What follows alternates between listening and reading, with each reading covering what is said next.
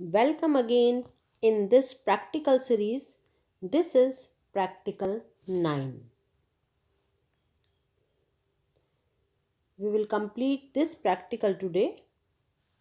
आज का हमारा जो प्रैक्टिकल है उसका मूल विषय क्या है? उसका मूल विषय है वस्त्रों की देखभाल एवं रख रखाव के लिए धब्बे हटाना। हमें आज कौन सा प्रैक्टिकल करना है? आज हमें रिमूवल ऑफ स्टेन्स करना है। आज हम धब्बे हटाना सीखेंगे जो आपके थ्योरी में भी इससे रिलेटेड क्वेश्चन आता है, प्रैक्टिकल में भी इससे रिलेटेड क्वेश्चन आता है। तो it means it is most important question for you. चलिए तो स्टार्ट करते हैं हम आज का प्रैक्टिकल, और मूल विषय के बाद हम इसका कार्य लेते हैं कि इसका कार्य क्या है।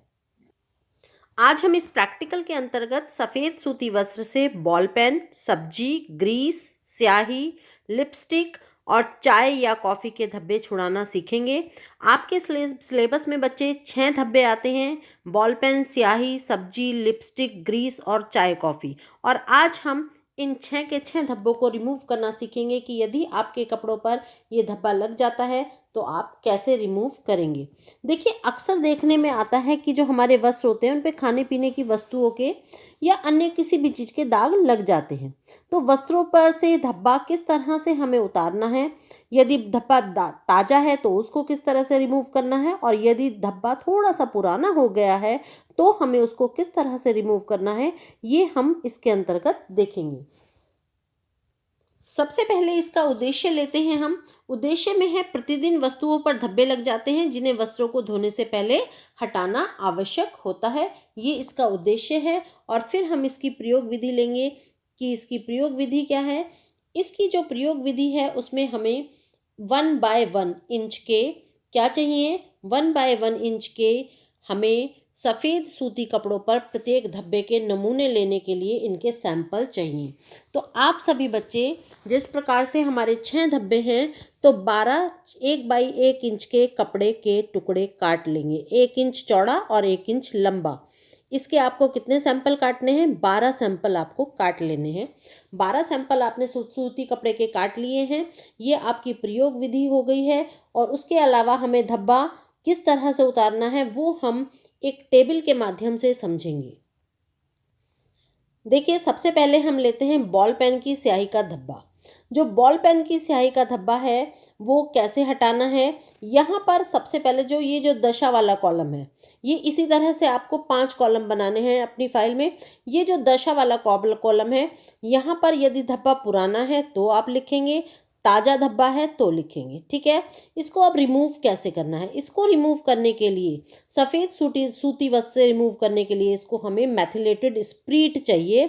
इसको हम कुछ देर तक मैथिलेटेड स्प्रीट में भिगो कर रख देंगे। यदि बॉल पेन का धब्बा लग गया है तो इसको ओरली भी याद कर लो बच्चों कि बॉल पेन का धब्बा किससे रिमूव होगा? मैथिलेटेड स्प्रीट से रिमूव होगा, क्योंकि ये क्वेश्चन आपके थ्योरी में भी जरूर पूछा जाता है। और यदि धब्बा ताज़ा ही लगा है तो साबुन से रगड़कर अच्छी तरह धो दें। अब बात आती है इस कॉलम में क्या करना है। यहाँ पर आपके पास 2 कॉलम हैं। ये जो आपने 1/1 इंच के धब्बे के वो काटे हैं कपड़े के पीसेस, वो आपको यहाँ पर पेस्ट करने हैं। एक में धब्बा लगाना है और एक में आपको साफ कपड़ा पेस्ट करना है। ठीक है, समझ आ गया? तो यहाँ पे आपने धब्बे वाला नमूना लगाया और यहाँ पर आपने रिमूव किया। ठीक है, साबुन से रगड़कर धो दिया और वो आपका साफ कपड़ा हो गया। इट मीन्स क्लीन हो गया छुड़ाने के बाद। यदि धब्बा पुराना है तो आपने उसको मैथिलेटेड स्प्रीट से रिमूव कर दिया। तो बॉल पेन का धब्बा हमेशा मैथिलेटेड स्प्रीट से रिमूव होता है।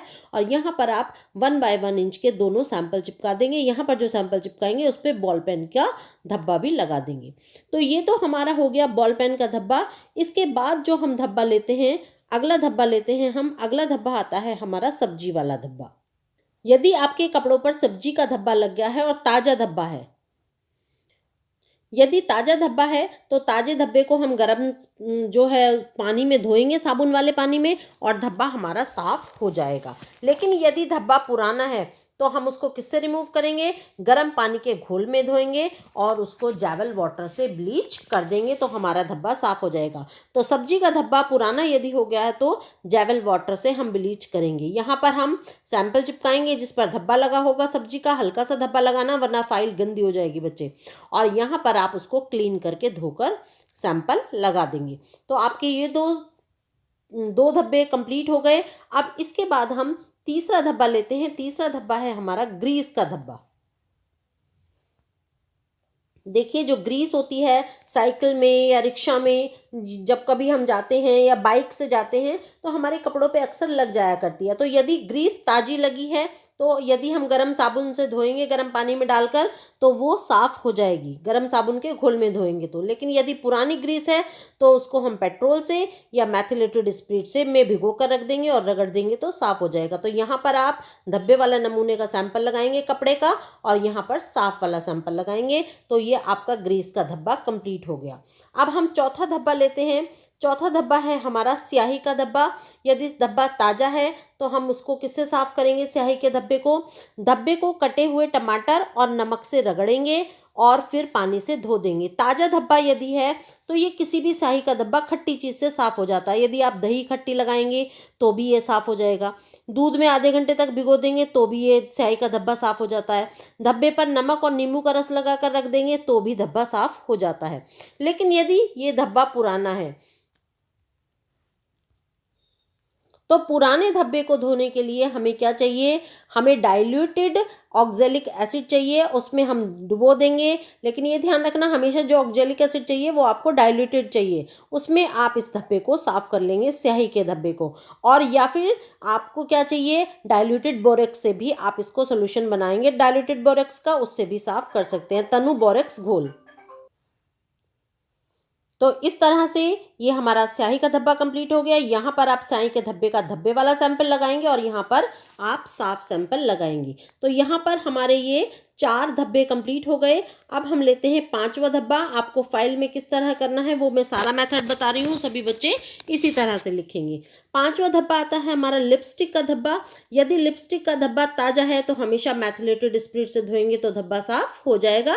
लेकिन यदि धब्बा पुराना है, थोड़े दिन पुराना हो गया, तो धब्बे पर क्या करेंगे? ग्लिसरीन लगाकर आप थोड़ी देर के लिए छोड़ देंगे तो भी धब्बा साफ हो जाता है। ग्लिसरीन लगाकर थोड़ी देर के लिए छोड़ देते हैं तो धब्बा साफ हो जाता है। और आप इसको साबुन पानी से बाद में खंगाल देंगे, पूरी तरह धब्बा साफ हो जाता है। यहाँ पर लिपस्टिक के धब्बे वाला सैंपल लगाएंगे और यहाँ पर आपको साफ सैंपल लगाना है।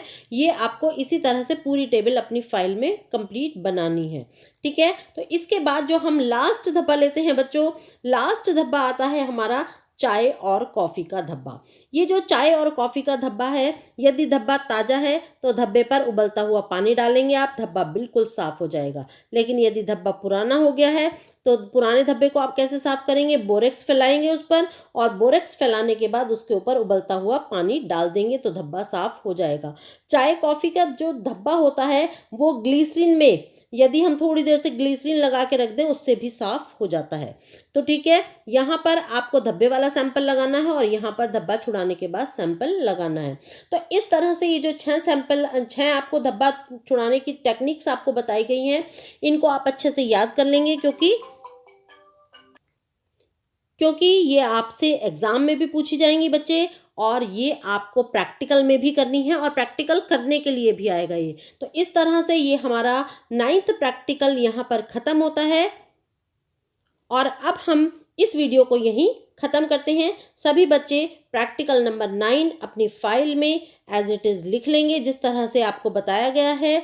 तो अब हम ख़त्म करते हैं वीडियो। थैंक यू बच्चों।